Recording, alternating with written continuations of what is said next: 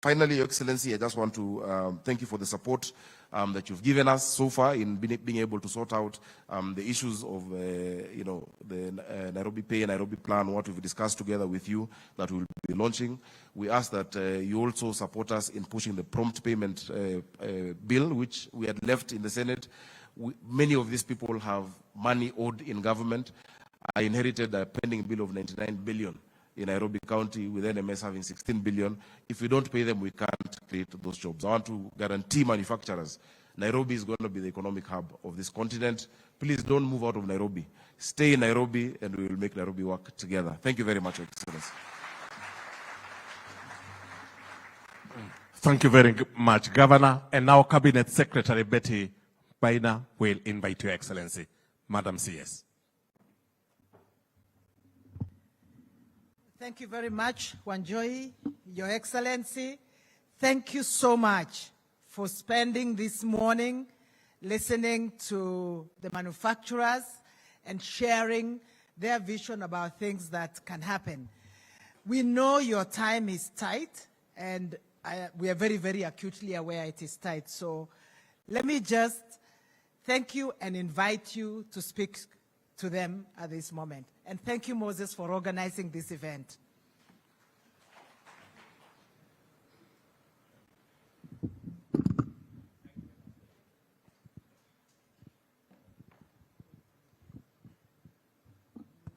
Okay.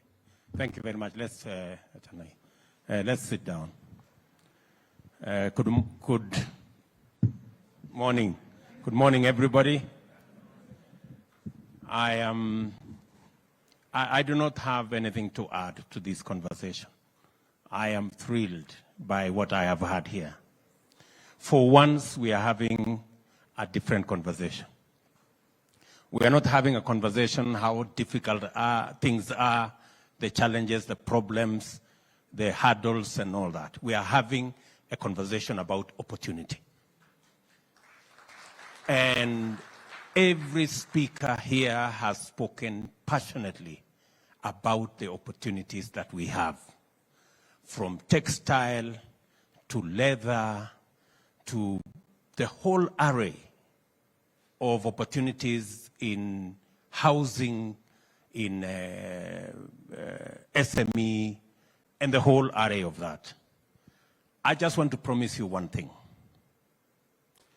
that this administration will work with you every step of the way until we redeem all the opportunities that are available for us as a country.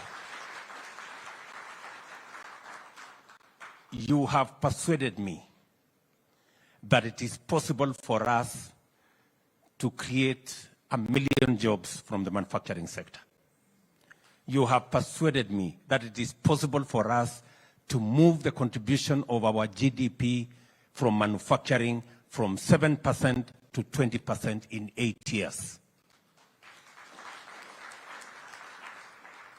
So all that is standing between us and 20% contribution from manufacturing and 1 million jobs, and all the opportunities that you have ably elaborated this morning, is continuous engagement, continuous consultation, working together, and everybody realizing that nobody has the monopoly of good ideas, sharing those ideas, and making sure that we move together as a country. I promise you, ladies and gentlemen, that I will be available, my administration will be available, the CS, Moses Kuria, and his team will be available, our CS for Treasury will be available, so that we can actualize all these opportunities together. You have said ably, and if you've gone through our plan, from the whole array, from, for example, leather.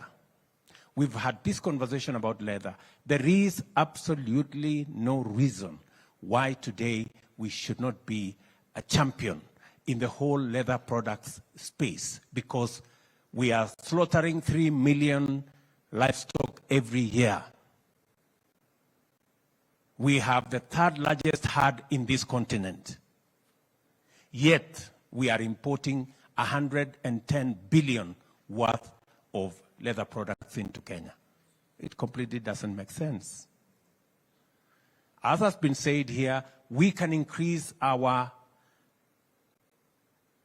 revenues. We can increase the contribution of leather to our GDP from the current 15 billion to 75 billion because we have everything to make that a reality. I want to promise you that we are very clear about what we want to do in the leather space.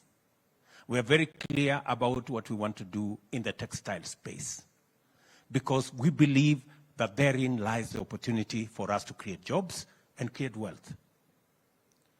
And therefore, this conversation this morning is a very important conversation to me and to every Kenyan that is listening to us. We only produce 4 million pairs of shoes, never mind all the leather products that would come with it. And we have the raw material right here. The raw material is rotting, and yet we are importing leather products, shoes, using other people's hides and skin when ours is going to waste. It doesn't require any genius.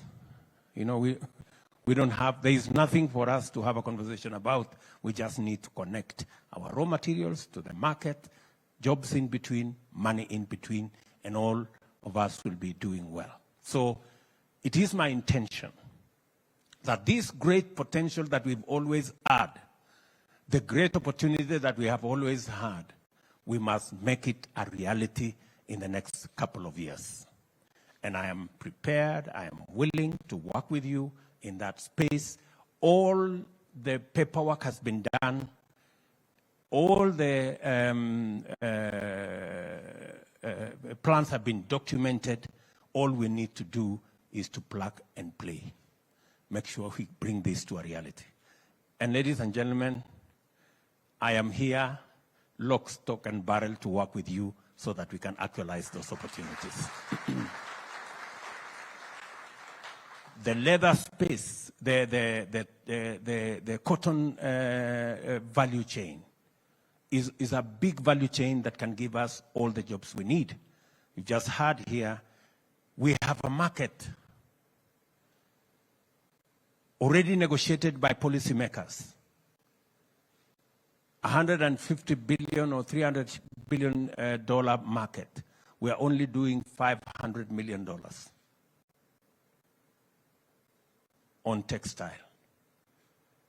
We have the biggest resources around Kenya. We have the Dongo Kundu Special Economic Zone, which is going to be a huge plan for us. We have the Naivasha Industrial Zone, which is going to be another big investment opportunity for us as an administration, so that we can leverage on the steam that we have for free. We can leverage on the energy at a lower cost, and we can build the whole ecosystem that will aggregate what we are producing. Listening to the small producers that I listen to outside here, and listening to Tesh, it speaks to the power of aggregation. How do we make sure that every small producer and every small manufacturer and everybody who is adding some value to some product is aggregated and made possible for them to access the markets? I just want to ask industry, the captains of industry sitting here. Ladies and gentlemen, there is absolutely no reason why we are selling our tea and processed 95% in a space where we have the biggest competitive advantage. I want to promise you that whatever government is supposed to do, I have already had a conversation with our tea marketers, and I have told them that if it is required of me to invest in a common user facility so that we can add value to our tea the government of Kenya is going to invest in a common use of tea. It is not going to be possible and practical for us to continue to export our tea unprocessed. 95% of it, we are getting 120 billion now. We can get 300-400 billion shillings by merely adding value, period. The farmers are already working too hard to produce the tea. Who is failing our farmers? Our manufacturers. You guys. You're failing our farmers. Our farmers are producing all the tea, the third largest producer in the world, on half an acre, on 1 acre, on 2 acres. What we are doing, we are failing them because we are not adding value to what they are producing. We are continue to sell our tea in the auction. We are getting peanuts for it, and many other people who do not have a single push, who do not have a single bush of tea, are making more money than us. Good people, our manufacturers, give us the value of our tea. You are the people who is standing between us and money. True? Our farmers are working so hard with close to 30 million units of herd of livestock. They have 3 million hides and skins every year. Is it being eaten by dogs?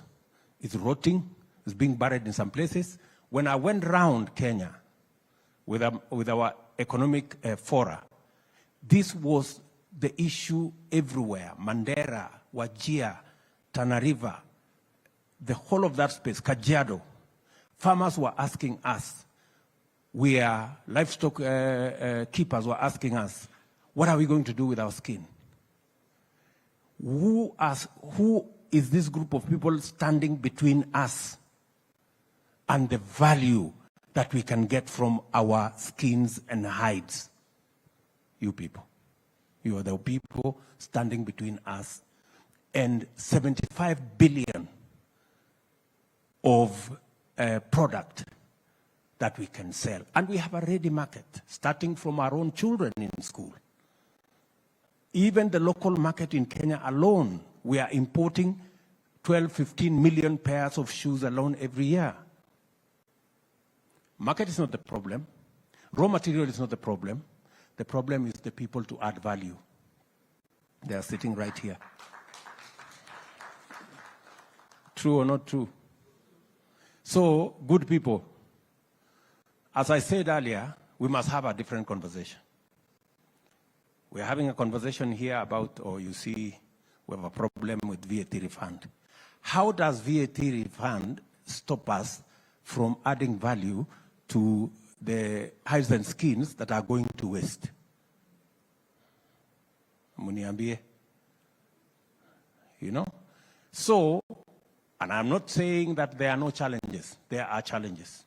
But there are bigger opportunities than challenges in our space in Kenya. Let us focus. Let us focus more in the opportunities that exist and less in the challenges that we have. We can overcome the challenges by leveraging on the huge opportunity that we have. We have a huge market. In EAC, in Africa Continental Free Trade Area, we now have the market infrastructure for us to take over the market in our continent. The reason why our continent is importing milk, powder, able to make sure that we supply every commodity, every product that we should. Instead, we are having a quarrel, small quarrel. Oh, Uganda is bringing cheaper milk. Uganda should bring cheaper milk because they can produce it much more cheaply. We should be adding value to our own milk. We add value to our own milk. And I want to say here, we had a program of improving on our milk value chain. We had first 300 milk coolers. That product was sabotaged. That program was sabotaged because of interest. But I have gone back to that product. We are going to have another 660 milk coolers. We are going to add value to our milk.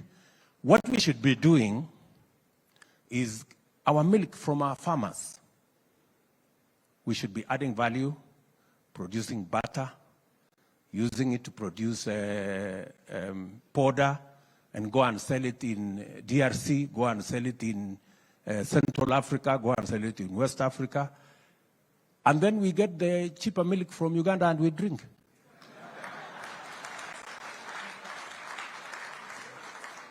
Sindio? Yeah.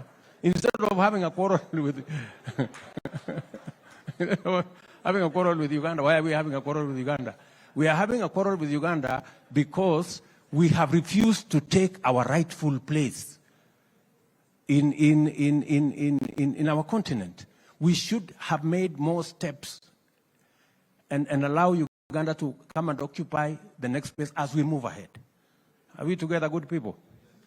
So we must have a different conversation.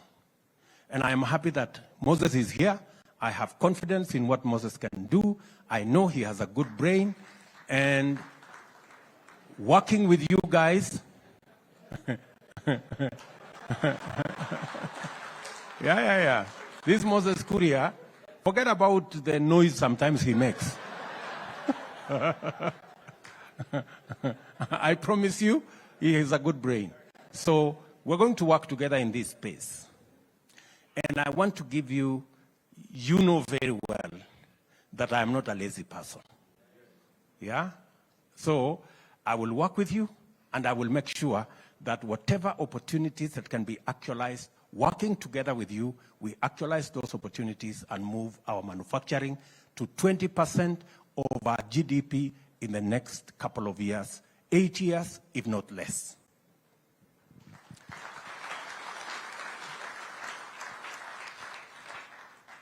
Access to credit is a big component of our plan. Financing is going to be a big component of our plan. There are some that we can cover with the Hustler Fund, but of course we have the Kenya KDC. KDC is going to cover your space. That is the area where we need to raise capital for industrialization, capital for manufacturing, capital for value addition, so that we can work with the SMEs, make sure they have access to credit, but also build the capacity of our Kenya Development Corporation so that we can also have resources available for the people in your space. So, good people, I am very happy this morning that we are having a progressive conversation. And I am very confident that going into the future, Kenya is going to move to the next level in our manufacturing and industrialization scale. I am looking forward, as we have all said, by 2030, we should be producing 1 million more jobs from manufacturing. We should take our manufacturing from the current 1 trillion of our GDP to maybe 3 or 4 trillion of our GDP. We should be able to move our contribution in terms of tax revenues and be able to work together. And I understand, and Mburu here will tell you, I have had a very intense conversation with him on matters tax. Yes, I've had a very intensive conversation with him. I have asked him very difficult questions because part of our revenue gets lost because the stamps that you use on your manufactured goods, we have more fake stamps than genuine stamps. How is that possible? You know, we have to sort that out because we are losing revenue. Part of why our contribution of manufacturing to GDP in terms of revenue is low is because very many people pocket our money or the money meant for taxes. So we're going to reform that space. Mr. Mburu and his team have very clear instructions for me on where we should go. I believe that in the next 2 years, we should be able to move our revenues from 2 trillion to 3 trillion and to double it in the next 5 years.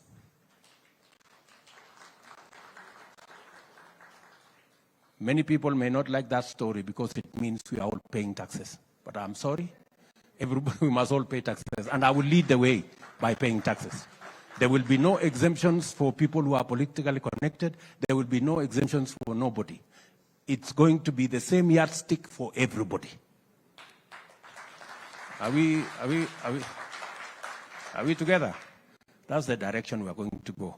And I want to promise you, good people, that we will also make our tax regime predictable. I agree with you. I agree with you. Investments in manufacturing are long-term investments.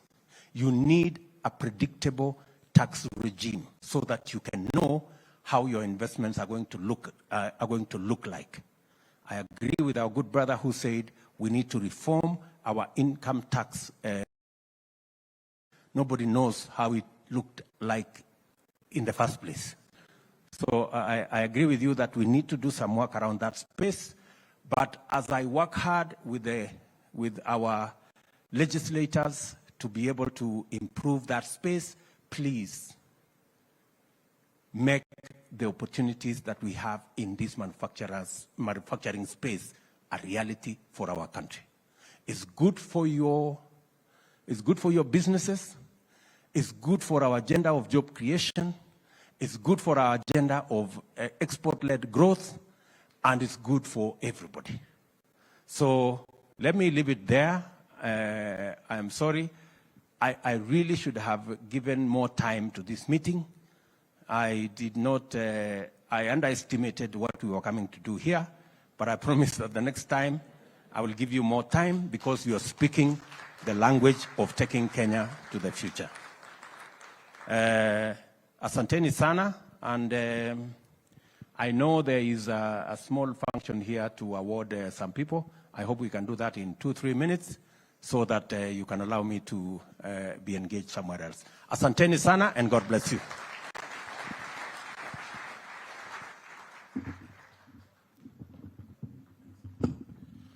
Thank you, Your Excellency. We will award SMEs, and the first one, Your Excellency, is winner in human resource management, and it goes to B Care Apiaries. Quickly, please. B Care Apiaries, that's the first award. The second award to be followed by Magdev Holdings, American Limited, all in that order. Kindly, we start coming over so that we receive our orders.